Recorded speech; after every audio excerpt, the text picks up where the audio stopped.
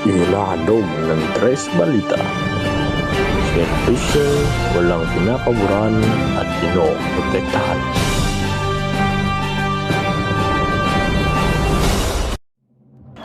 Magandang tanghali sa lahat. Ito ang Tres Balita. Maghahatid ng balitang makatotohanan at serbisyong tapat para sa lahat. Para sa balitang lokal, ihahatid sa atin ni Reynoel Laroga. Reynoel. Salamat sa iyo, John Paul. Nandito po ako sa lalawigan ng Bohol. Maraming mga paaralan ang nagsususpende ng face-to-face classes sa ilang paaralan ng Bohol nang dahil sa matinding init. At ayon sa Pag-asa ay maaring mas tumindi pa ang init. Bimpo folder at iba pang maaring gamitin ang gamit ng mga estudyante para labanan ang init sa Crystal E College. Ayon sa Head Student Services, Lunes at Martes lamang ang isasagawa ang face-to-face classes at Miyerkules hanggang Biyernes ang online class na.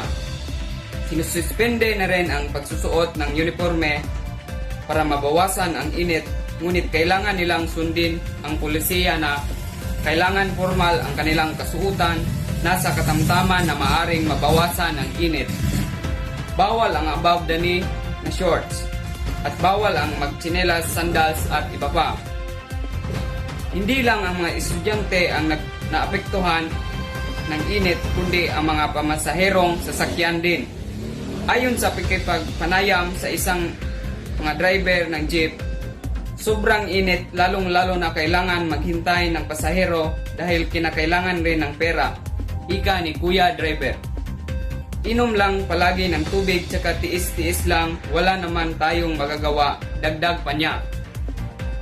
Kasabay ng init ng panahon ay nagdedeklara ng state of calamity ng Tagbilaran City dahil sa paglaganap ng kaso ng namamatay na baboy ng dahil sa ASF o tinatawag na African Swine Fever.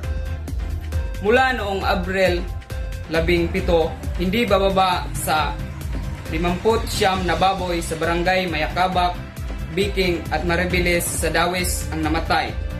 Lahat ay may sintomas na naugnay sa ASF.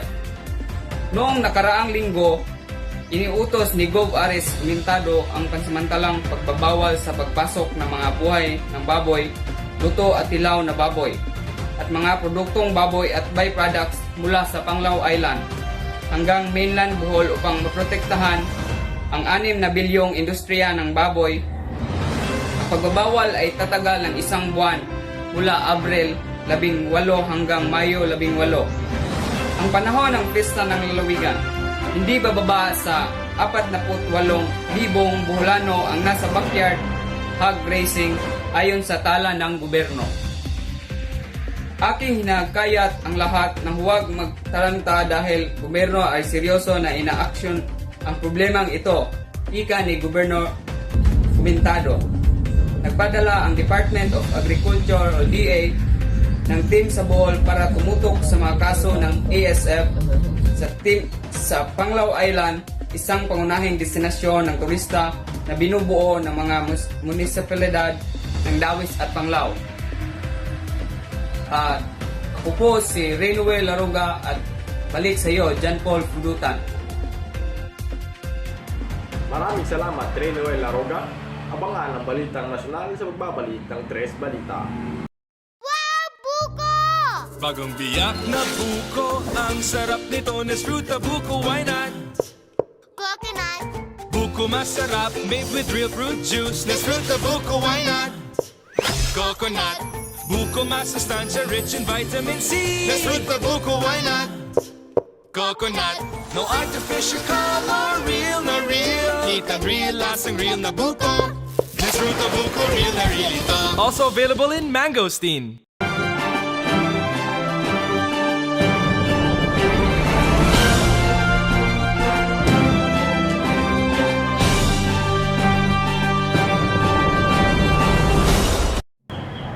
Nagbabalik ang Tres Balita. Sa pag-aatid ng balitang nasyonal, ay babahagi sa atin ni Mark Anthony Hinapas. Maraming salamat, Pulutan. Magandang tanghali para sa Balitang Nasyonal.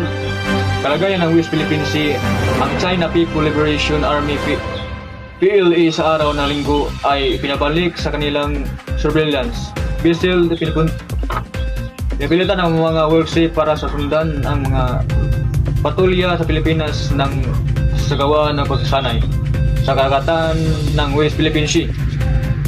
Alas 6 na ng umaga, ang mga barko ng PLA 570 ay nakitang nakasubaybay sa balikatan. Precise na naval kumboy na nasa 50 nautical miles ang layo ng sa kanlurang Punang Palawan. Ikangana ng commander barko, sundalo ng commanding officer ng BRP Davao del Sur. Wala na naman silang challenges na issue kanina since ang mga distance nila medyo malayo na sa 9 nautical miles. Naging concern yung recently we are conducted activities and trips. Diretso na sa sipol naman yung different series natin for today. Pagkalipas ng siyam na oras na bumalik ng PLA vessel ng China para palitan ang mga workship na pagpatuloy sa pagsubaybay. Paminsan-minsan pasulpot-sulpot, paminsan-minsan nandyan sila. Tapos biglang mawala ang mga importanteng minuminutor natin ang kanilang presence at naipapahatid natin yung kanilang movements. Headquarter na pinaka-importante dito ay we are conducting yung mga activities natin beyond our territorial sea and safe and successful. Ni ng sundalo. During mga fisher vessel na naroon na exercise area ang hindi rin nila nasabi ng galing sa marine military ng China yung hindi naman masasabi ng Chinese maritime military vessel kasi marami ng tagalagang mga fishing vessel with this area. Then includes yung mga Filipino fishing vessel.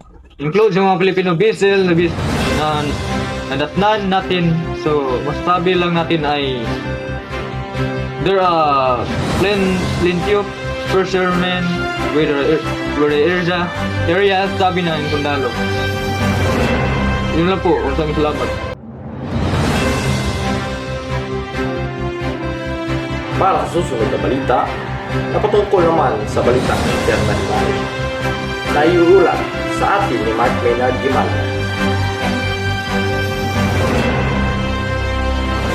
Magandang tanghali sa inyo lahat. Salamat, John Paul. Ako pala si Gimayon Mark Maynard at ito naman ang balitang internasyonal. Gira sa pagitan ng UK, Ukraine at Russia. Ang unang commander ng Ukraine na si Colonel General Alexander Syrsky ay nagsabi na ang mga tropa ng Kyiv ay bumalik sa mga bagong posisyon sa kanluran ng tatlong layon sa silangang harapan. Habang malala ang sitwasyon sa frontline, sinabi ni Syrsky na ang pinakamahirap ng mga lugar ay nasa kanluran ng Marnyaki na sinakop ng Russia at hilagang kanluran ng Avdiivka. Ang bayan na nakuha ng mga Persa ng Russia noong Pebrero, sinabi rin ni Syrsky na mahigpit na pinasubaybayan ng kanyang mga Persa ang pagtaas ng bilang ng mga tropa Rusyo sa lugar ng Kharkiv. Ang pangalawang pinakamalaking lungsod ng Ukraine at 3 kilometro o 19 milya lamang mula sa hanggana ng Russia. Sa nagbabantang direksyon, ang aming tropa ay pinakalakas ng artillerya at mga unit ng tanke. Sabi niya, sinabi ng Ministry of Defense ng Russia na nakuha ng mga tropa ito ang nayon ng Novakivka sa Rio ng Donetsk, mga 10 kilometro sa hilaga ng Avdiivka. Sinabi ng mga opisyal na tinatalaga ng Moscow sa bahaging sinasakop ng Russia sa silangan at timog ng Ukraine na 3 tao ang nasawi pag udyok ng Ukrainian. Isang pag-atake ng drone ng Russia ang tumama sa isang hotel sa katimugang lungsod ng Mykolaiv ng Ukraine na nagdudulot ng sunog na mabilis na naapula. Walang naiulat na nasawi. Sinabi ng Russia na sinira ng mga air defense ito ang 17 Ukrainian drone sa hangganang rehiyon nito. Walang naiulat na pinsala o nasawi. Maraming salamat sa pagtitimalan. Abangan ang balitang negosyo, balitang showbiz at balitang sports sa pagbabalik ng Tres Balita. Energize with Milo every day and do champ moves like James. Energize! Start your day the champion way. Healthy energy, energy gap. The energy gap. Drink Milo every day. Milo every day. With your 3 balanced meals, beat energy gap. Drink Milo every day. Milo every day. Drink Milo every day and help beat energy gap like a champ.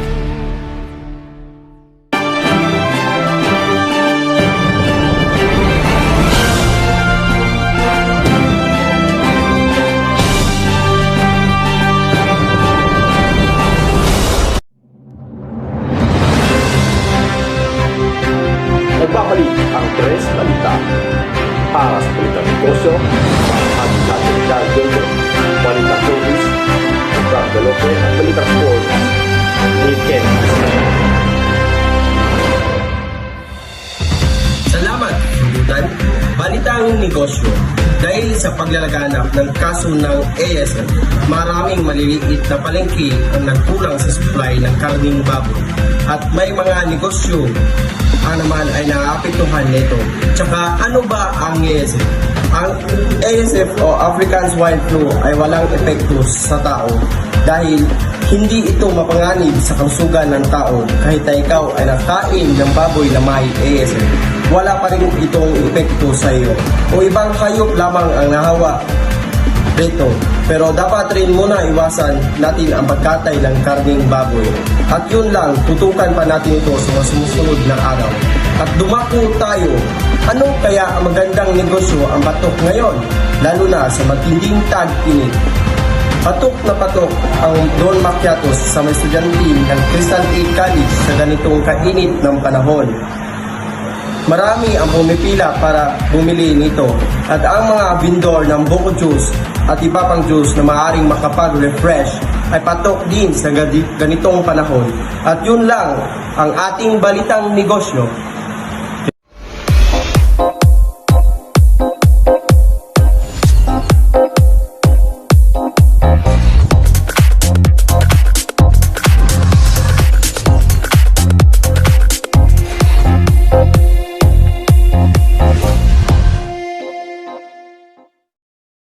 Salamat Butan at magandang tanghali sa inyo. At ito ang balitang showbiz na si Vice Ganda na nakipagbanding sa kasama niyang viral na si Kid Liam. Naalala niyo pa ba ang mga nag-viral ng batang matapos nating matuwa sa libreng face paint? Sino magkaakala na makasama niya ang ngayon na si Vice Ganda na matapos itong panitigin ang puso na ang kabugabol na box office star. Nakasama na batang si Lia na si Vice pati rin ang mga child star na sina Jace Kulot, Chelsea at Argos at Imogen na isang amusement park. Ayon kay Vice, masaya siyang makisahin ang mga ngiti ni Lian dahil kanya malayong-malayo ito sa emosyong na unang nakita niya sa viral video. At dito, binigyan ni Vice ang batang ng school supplies, mga baon sa school, TV, bagong bike at scholarship para sa kanyang pag-aaral mula sa elementary hanggang high school. Si Maria Rivera naman ang nag-ala sa Marimar na Asuka TikTok. Pinaalala ng actress na si Maria Rivera na siya ay pa rin ang top Pinoy content creator sa TikTok matapos niya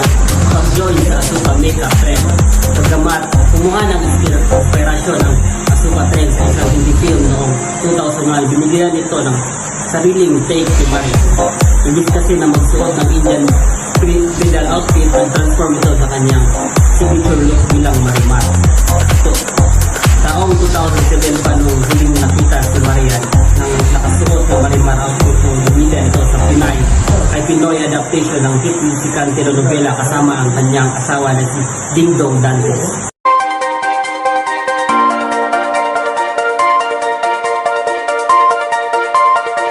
Audio Jungle.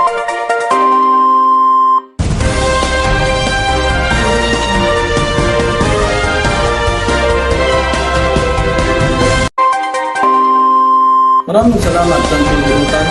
Magandang tanghali sa lahat. Ako nga pala si Tim Bisaya, nagpapakita tungkol sa sports.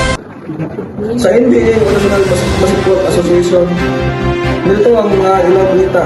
Nangunguna ngayon ang Minnesota Timberwolves sa West Playoff na pinangunahan ng Anthony Edwards nang matalo nila ang Phoenix Suns sa series ng 4-0. Ika nga ni Edwards, I just need to keep my shots and involve my teammates with my confidence into aggressive and attacking them. Habang ang ilang team naman ay nagsalupan pa kung sino ang makapasok sa second round ng playoffs, kagaya ng Los Angeles Lakers kontra sa Denver Nuggets. Ang pagkapanalo ng Denver Nuggets na series na 4-1 ay pinangunahan ni Jamal Murray, Nikola Jokic, upang mapanalo ang ilang laban kontra sa Los Angeles Lakers. Pagkumako naman tayo sa balitang bilyar, napatok na social media. Ang isang mga laro na bilyar na nangalang JB Sokal ay isang labing tatlong anyos na tarangganyan na maglaro sa larangan ng bilyar.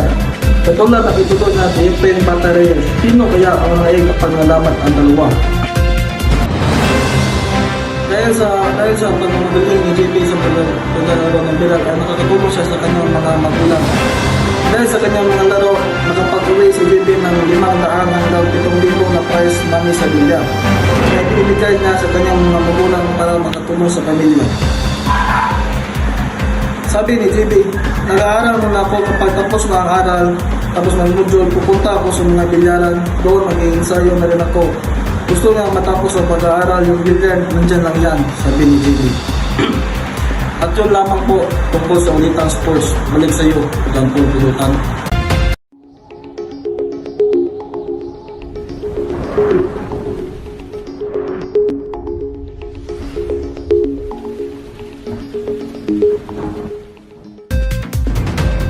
Para sa weather updates naman ay ibabahagi sa atin ni Roldan Hermatuelos. Roldan. Salamat, Pulutan. Para sa weather update sa tanghaling ito, nasa 40 degrees Celsius ang heat index na Visayas at damang-dama ito sa Bohol.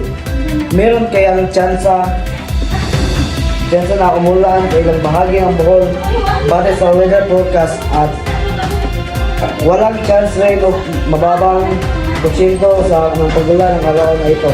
At sumusunod na araw, ang temperature ng bahagi ng Bohol sa Tiguan City ay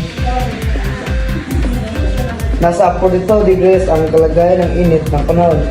Samantala sa Panglao at Dawis naman ay nasa 41 degrees Celsius. Sa kanluran bahagi ng Bohol, ng Baclayan, Alforte, Lila, Luwal ay nasa 40 degrees at sa silagang bahagi ng Mariboc, Cortes, Loan at Antiquera ay nasa 41 degrees lamang. Ayon sa forecast ay ito ay uminom ng maraming tubig upang manatiling hydrated at maiwasan ng heat stroke. Yun po sa weather updates. Maraming salamat. Maraming salamat Roldan Hermatuelos at doon po natatapos ang Tres Balita. Naghahatid ng balitang katotohanan at serbisyong tapat para sa lahat. Maraming salamat po.